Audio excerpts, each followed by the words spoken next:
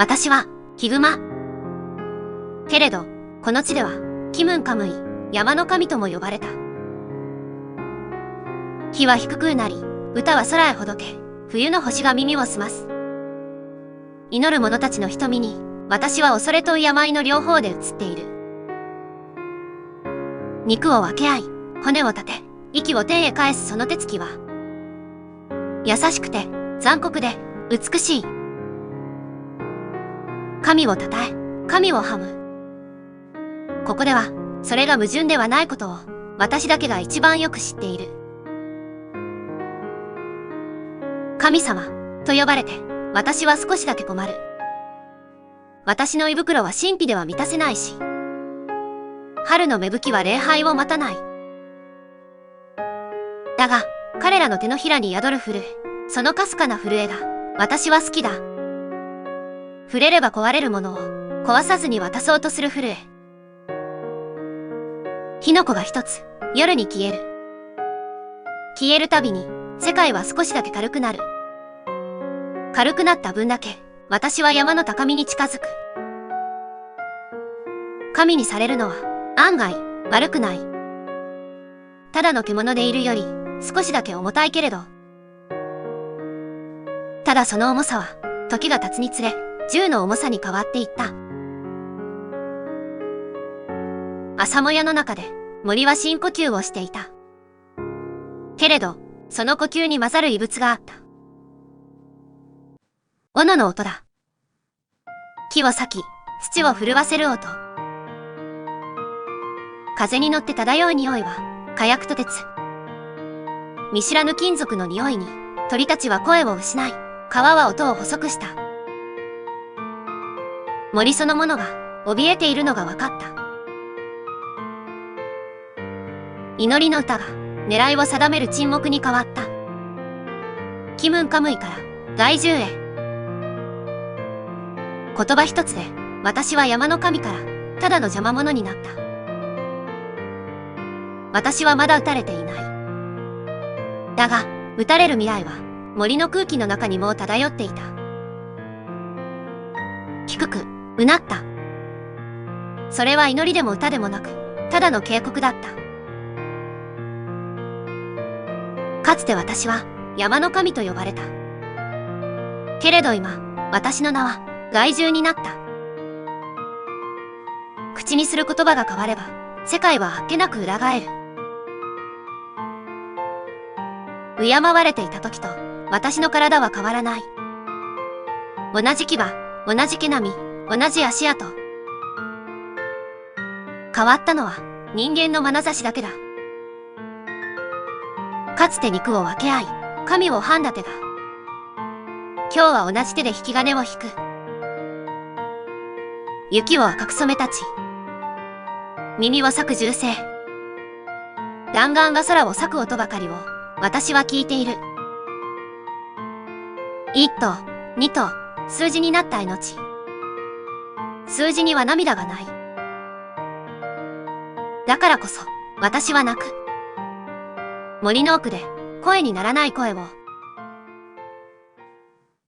1915年、北海道の冬。雪は深く、食は尽き、森は沈黙していた。飢えた一頭の仲間が、村の匂いを嗅ぎつけた。上の前では、神も断りも意味を失う。7つの命が絶え、3つの体が裂けた。畳に広がるぬく市、白い雪に連なる深紅の足跡。襖が倒れ、悲鳴が空を裂いた。炎の中に立っていたのは、神でも魔でもない。上。その名のもとに、お前も私も、獣になった。人間よ。あの夜、お前たちは私を、人食い、と呼んだ。だが私の目に映ったのは、子を振り落として逃げる母、押しのけ合い仲間を置き去りにする影。それはまるで、人間が人間を食らう、姿だった。恐怖と飢えが交わった時、誰もが獣になる。お前たちも、私も。今では、鉄格子の向こうで子供が笑っている。私に飴玉を投げつけ、それが鼻先で転がる。安いクッキーが宙を舞い、リンゴがコンクリートに跳ねた。完成、各種、カメラのシャッターオン。かつて、神と呼ばれた私は、今や休日の娯楽だ。檻の味は冷たい鉄。雪を舐めた時の清らかさとは違う。神を閉じ込めて安心するその姿こそ、神が最も恐れていたものかもしれない。笑い声の残響はあまりに軽すぎて心に何も残らなかった。私は人食いと呼ばれた。だが人間よ、お前たちの歴史はどうだ？私が奪った命は数人。だがお前たちは数百万の命を奪い合った。熊が人を襲えば悲劇。人が人を襲えば歴史。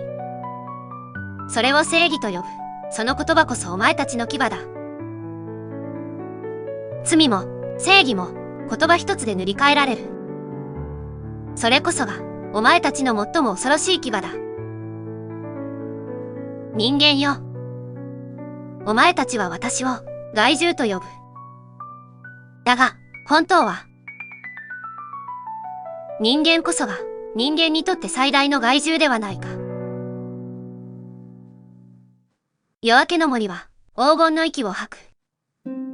光は雪を染め、川はきらめく。その美しさに身を置くとき、私は神に近づいた気がした。けれど、谷はえぐられ、川はせき止められ、私たちの数はゆっくり増え、お前たちの足音も山奥まで増えた。その光景を見て悟った。私たちはただの獣ではない。私たちは鏡だ。映っていたのは人間の姿。祈る者、斧を振るう者、銃を撃つ者、笑いながら檻を覗く者。熊を恐れるのではない。熊を通して自分の中の獣を恐れているのだ。人間よ。私はヒグマ、神でも魔でもない。ただ、お前たちの姿を映す鏡だ。